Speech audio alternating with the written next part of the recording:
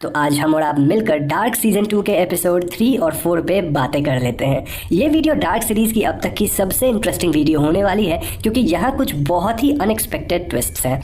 तो दोस्तों episode 3 and 4 में हमें 1987 वाली टाइमलाइन दिखाई जाती है और अगर आपको याद हो तो छोटा हेल्गे फर्स्ट सीजन में 1953 से 1986 में पहुंच गया था। फिलहाल 6 महीने बाद यहाँ 1987 है और नोआ ने सक्सेसफुली एक टाइम मशीन बना लिया है। ये वही टाइम मशीन है जिसपे नोआ ने मैड्स और यासीन को बिठाकर टाइम ट्रैवल कराने की कोशिश करी थी और इस एक्सपेरिमेंट में वो दोनों मारे गए थे। लेकिन इस बार ये मशीन एकदम सही से काम करती है और नोआ छोटे हेल्गे को वापस 1954 में भेज पाता है। दूसरी तरफ ईगॉन इस बात को समझ पाते हैं कि आज से तकरीबन 33 साल पहले जब उन्होंने अल्रिक को पकड़ा था तब अल्रिक ने एक ऐसी म्यूजिक एल्बम की लाइंस को बोला था जो कि 1987 में रिलीज हुई थी। दिस सीम्ड क्वाइट इम्पॉसिबल और इसीलिए वो अल्रिक से मिलने मेंटल असाइलम जाते हैं। यहाँ हम सभी व्यूअर्स को पता है कि अल्रिक फ्यूचर से है और उसे ये भी पता है कि ईगॉन को कैंसर है। इसके अलावा अल्रिक को शायद ये भी पता था कि व्हाइट डेविल कौन है और ईगॉन अल्रिक से यही सारे सवाल कर रहे होते हैं। जब ईगॉन अल्रिक से उसकी आइडेंटिटी पूछते हैं तो अल्रिक बताता है कि वो फ्यूचर से आए हुए अल्रिक नील्सन है, जबकि इस टाइमलाइन वाला अल्रिक फिलहाल एक टीनेजर है। इन बातों को सुनकर ईगॉन कुछ चीज़ों को समझ पा रहे थे और वो फौरन ही आइनेस के पास जाते हैं। ईगॉन आइनेस से पूछते हैं कि क्या मिकल ने कभी अपने पेरेंट्स के बारे में कुछ बताया है और इस पे आइनेस का कहना था कि मिकल इस बारे में बात नहीं करता है।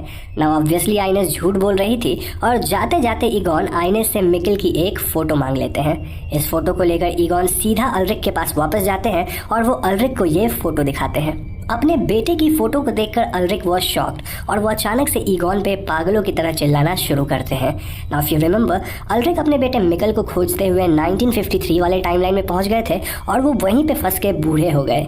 मिकल 1986 वाले टाइमलाइन में आया था और फिलहाल 1987 में अल्रिक अपने बेटे की फोटो को देखकर उसे पहचान गए थे।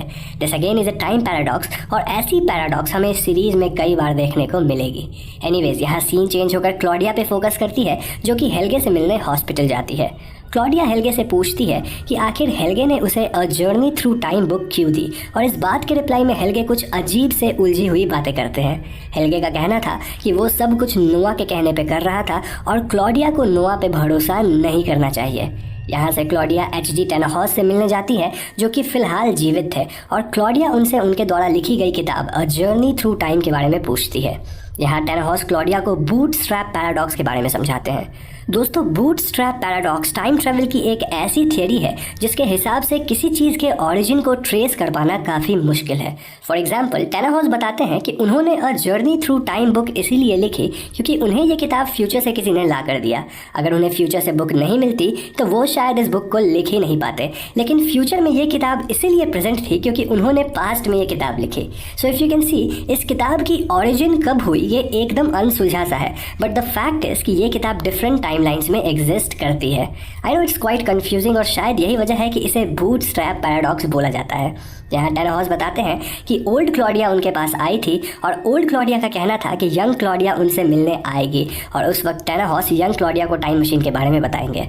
यहाँ से निकलने के बाद क्लॉडिया अपने पिता ईगॉन से मिलती है और ईगॉन क्लॉडिया को बताते हैं कि उन्हें कैंसर है। इस बात को सुनकर क्लॉडिया वॉज अपसेट और वो अपने पिता के साथ अच्छे से बर्ताव करती है। अगले सीन में हम भी उस क्लॉडिया को टाइम ट्रैवल करते देख पाते हैं और वो टाइम ट्रैवल करके 2020 में आती है। क्लॉडिया के लिए दिस वाज फ्यूचर और उसे यहाँ अपनी बेटी रजीना दिखती है। Now as we all know, Regina भी कैंसर से पीड़ित थी and this was a strange moment क्योंकि 1987 में क्लॉडिया के पिता कैंसर से मर रहे थे और 2020 में उनकी बेटी रजीना कैंसर से मर रही थी। इन इमोशंस को फील करते हुए क्लॉडिया रोती है। यहाँ टाइमलाइन चेंज होकर 1954 की आती है जहाँ हम व्यूअर्स ईगॉन की वाइफ और एग्नेस को एक दूसरे के साथ सेक्सुअली इन्वॉल्व होते हुए देख पाते हैं। छोटा हेल्गे जो कि कई महीनों से गायब था वो अचानक से वापस आ चुका था और इस बात से सभी लोग एकदम शॉक में थे। वापस आने के बाद हेल्गे कुछ बोल ही नहीं रहा था और पुलिस काफ़ी कोशिश करती है कि हेल्गे उन्हें अपने गायब होने के बारे में कुछ बताए। हेल्गे की माँ प्रीस्ट को बुलाती है who was none other than Noah और नोआ को देखते ही हेल्गे उसे हक करता है। नोआ हेल्गे को बोलने को कहता है और हेल्गे फिर से नॉर्मली बोल पा रहा था। दोस्तों, ऐसा इसीलिए क्योंकि 1987 वाली टाइमलाइन में नोआ ने ही हेल्गे को 1954 वापस भेजा था और इसी वजह से हेल्गे नोआ को पहचान रहा था। इतना ही नहीं, छोटा हेल्गे नोआ को काइंड ऑफ भगवान मान रहा था एंड मोस्ट प्रोबेबली यहीं से नोआ ने हेल्गे से अपना काम निकलवाना शुरू किया होगा। दूसरी तरफ हम यह छोटी क्लॉडिया और ट्रॉन्टे के बीच की दोस्ती को गहरी होते देखते हैं and this look like more than just a friendship. Now to our surprise, बूढ़ी क्लॉडिया भी फिलहाल 1954 वाले टाइमलाइन में ही थी और यहाँ वो एग्नेस नील्सन से मिलती है। क्लॉडिया एग्नेस को एक न्यूज़पेपर कटिंग देती है और यहाँ से वो सीधा ईगॉन से मिलने जाती है। अब दोस्तों, ईगॉन क्लॉडिया के पिता है, लेकिन वो बूढ़ी क्लॉडिया को पहचान नहीं पाते हैं। हाउएवर, ईगॉन नोटिस करते हैं कि बूढ़ी क्लॉडिया की एक आंख ब्राउन थी और एक आंख ब्लू थी, just like his daughter. Old Claudia Egon से माफ़ी मांगते हुए कहती है कि the world does not deserve you, you are too good a person. Egon इन बातों को समझ नहीं पाते हैं और वो बूढ़ी क्लॉडिया को वहाँ से जाने बोलते हैं। यहाँ से ईगॉन सीधा अपने घर वापस आते हैं जहाँ उनकी बेटी क्लॉडिया खेल रही थी। ईगॉन अपनी बेटी क्लॉडिया से बातें करते हैं और इस कन्वर्सेशन के वक्त उनकी बेटी भी ठीक वही बात बोलती है जो कि बूढ़ी क्लॉडिया ने बोला था, and that is the world doesn't deserve you, you are too good a person. अब दोस्तों, ऐसा इसीलिए क्योंकि ये दोनों सेम क्लॉडिया थी फ्रॉम डिफरेंट टाइमलाइन्स, लेकिन इन दोनों के ऐसा बोलने की वजह एकदम अलग अलग थी। छोटी क्लॉडिया ने ऐसा इसलिए बोला क्योंकि वो जानती थी कि ईगॉन की वाइफ एग्नेस नील्सन के साथ सेक्सुअली इन्वॉल्व होती है, which is like cheating on Egon. और बूढ़ी क्लॉडिया एक खास वजह से ऐसा बोलती है जो कि आपको अगली वीडियो में पता चल जाएगा। ईगॉन फील्स वियर्ड और उनके लिए ये सब डेजा वू जैसा था। वहीं ओल्ड क्लॉडिया 1954 वाले टाइमलाइन में H.G. टेनहॉस से मिलने जाती है और वो उन्हें अ जर्नी थ्रू टाइम वाली बुक देती है। ओल्ड क्लॉडिया बोलती है कि फ्यूचर में यंग क्लॉडिया उनके पास आएगी जब H.G. टेनहॉस को उसे टाइम मशीन के बारे में एक्सप्लेन करना होगा। यहाँ शायद आप समझ रहे होंगे कि आखिर H.G. टेनहॉस ने ये किताब कैसे लिखी, और 1987 वाली टाइमलाइन में ही ऑलरेडी न्यू कि यंग क्लॉडिया उनसे मिलने आएगी। यहाँ सीन चेंज होकर एग्नेस पे फोकस करती है जो कि नोआ से मिल रही थी, और इस सीन में हम व्यूअर्स को पता चलता है कि ये दोनों भाई बहन हैं। जी हाँ दोस्तों, एग्नेस नोआ को वही न्यूज़पेपर आर्टिकल देती है जो कि उसे क्लॉडिया ने दिया था, और एग्नेस का कहना था कि वो न्यूज़ साइकिल का हिस्सा बनना चाहती है। एग्नेस वांटेड कि एडम फिर से उसे अपने सिकमंडस कल्ट में शामिल करे, और इसलिए वो बताती है कि जर्नल के लास्ट पेजेस ओल्ड क्लॉडिया के पास है। यहाँ हम व्यूअर्स को ऐसा प्रतीत होता है as if Agnes is cheating Claudia. Noah फौरन ही बाहर जाता है और जल्दी उसे ओल्ड क्लॉडिया मिल जाती है। नोआ क्लॉडिया को मारने के लिए पिस्टल निकालता है, और ओल्ड क्लॉडिया का कहना था कि शी नोज कि वो आज मारी जाएगी। नोआ कहता है कि वो अब क्लॉडिया के लिए काम नहीं करता है। वे सजेस्ट कि किसी न किसी टाइमलाइन में नोआ वॉज वर्किंग फॉर क्लॉडिया, और ऐसा कहते ही वो क्लॉडिया को शूट करके मार डालता है। नोआ को क्लॉडिया के पास से जर्नल के लास्ट पेजेस मिल जाते हैं, और इन पेजेस को पढ़ के ही वॉज इन शॉक। नोआ इन पेजेस को पढ़ते हुए रोने लगता है क्योंकि शायद यहाँ कुछ ऐसी बातें लिखी थी विच वॉज अनएक्सपेक्टेड। आगे की सीन में एडम नोआ से उन पेजेस के बारे में पूछता है, और नोआ एडम से झूठ बोलता है कि उसके पास पेजेस नहीं है। यहाँ सीन चेंज होकर 1921 वाली टाइमलाइन पे फोकस करती है, और हम व्यूअर्स यहाँ जॉनस को देख पाते हैं। 2053 में जब जॉनस गॉड पार्टिकल में स्टेप किया था तो वो 1921 में पहुंच गया, और यहाँ कुछ लोग जॉनस को अपने साथ ले जाते हैं क्योंकि वो काफ़ी चोटिल था। जॉनस यहाँ किसी अनजान शख्स के घर में था जहाँ उसकी मरहम पट्टी के अलावा उसे भोजन भी दिया जा रहा था। ये घर और किसी का नहीं बल्कि यंग नोआ का था, और जॉनस थोड़ा ठीक होते ही विंडन केव्स की तरफ जाता है। जॉनस केव्स के थ्रू टाइम ट्रैवल करना चाहता था, लेकिन दोस्तों 1921 में तो केव्स बने तक नहीं थे। जॉनस वॉज फ्रस्ट्रेटेड और वो केव्स के बाहर आता है जहाँ उसे यंग नोआ दिखता है। यंग नोआ कहता है कि सिक मंडस जॉनस का इंतजार कर रहे हैं और उन्हें पता है कि वो अपनी टाइमलाइन में वापस जाना चाहता है।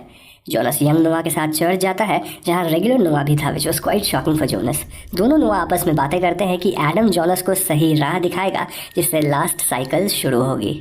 सो फाइनली एडम जॉनस से मिलता है, और जैसा कि हम व्यूअर्स जानते हैं कि एडम का चेहरा अजीब सा था। एडम का कहना था कि बार बार टाइम ट्रैवल करने की वजह से उसकी बॉडी ऐसी हो गई है, और वो सिक मंडस के लोगों को ट्रैवलर्स बुलाता था। जॉनस पूछता है कि आखिर एडम कौन है, और एडम अपने गले का निशान जॉनस को दिखाता है। जी हाँ दोस्तों, एडम और कोई नहीं बल्कि फ्यूचर जॉनस ही है, और ये गले का निशान उसे तब आया था जब 2053 में उसे काइंड ऑफ फांसी लगाई गई थी। This was the most shocking moment of the entire series, और यहाँ हम व्यूअर्स इस सोच में पड़ जाते हैं कि आखिर जॉनस ही इस सीरीज का एंटागनिस्ट और प्रोटैगनिस्ट दोनों कैसे हो सकता है। यहाँ सीन चेंज होकर 2020 वाली टाइमलाइन में जाती है जहाँ स्ट्रेंजर जोनस को पता चल जाता है कि उसकी माँ हैना किसी को पासपोर्ट से ब्लैकमेल कर रही है।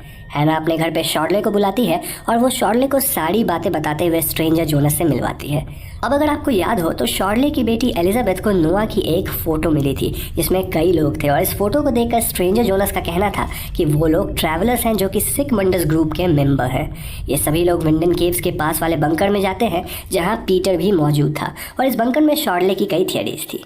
पीटर बताते हैं कि क्लॉडिया उन्हें एक जर्नल दी थी जिसमें पास्ट, प्रेजेंट और फ्यूचर में होने वाले सारे इवेंट्स की डिटेल है, लेकिन शायद इस जर्नल के कुछ पेजेस मिसिंग है।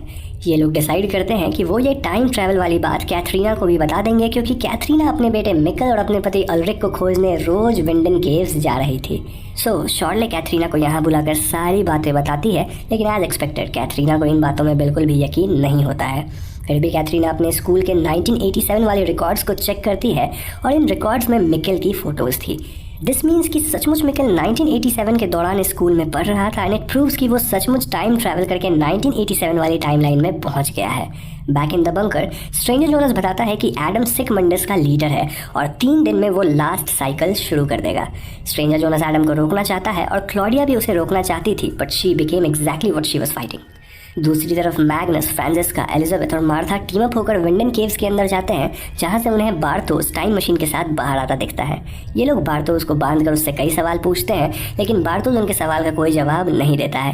इसके परिणाम अनुसार ये लोग बार्थोस को केव में ही बांध कर छोड़ देते हैं और वो उसकी टाइम मशीन लेकर चले जाते हैं। वहीं डिटेक्टिव क्लॉसन अपने असिस्टेंट वॉयलर के साथ अलेक्जेंडर टीडमैन को काफ़ी इंटरोगेट कर रहे थे, क्योंकि अलेक्जेंडर ने शादी के बाद अपनी पत्नी का सरनेम यूज़ किया था। यहाँ हम व्यूअर्स जानते हैं कि वॉयलर अलेक्जेंडर के लिए काम करता है, but his hands are tied for now.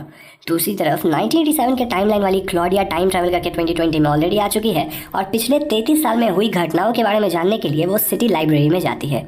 यहाँ क्लॉडिया को पता चलता है कि उसके पिता 26 जून 1987 को मिस्टीरियसली मारे गए थे और उनकी बेटी रेजिना ने अलेक्जेंडर से शादी कर ली थी। क्लॉडिया को यह भी पता चलता है कि 1987 में वो खुद एकदम अचानक से गायब हो गई थी and she never came back. ऐसा शायद इसीलिए क्योंकि यंग क्लॉडिया अब खुद टाइम ट्रैवल कर रही है and somewhere down the lane वो इस पूरे कहानी में बहुत ज़्यादा एक्टिवली इन्वॉल्व होगी लाइक ओल्ड क्लॉडिया। एपिसोड 3 और 4 की कहानी यहीं पे खत्म हो जाती है।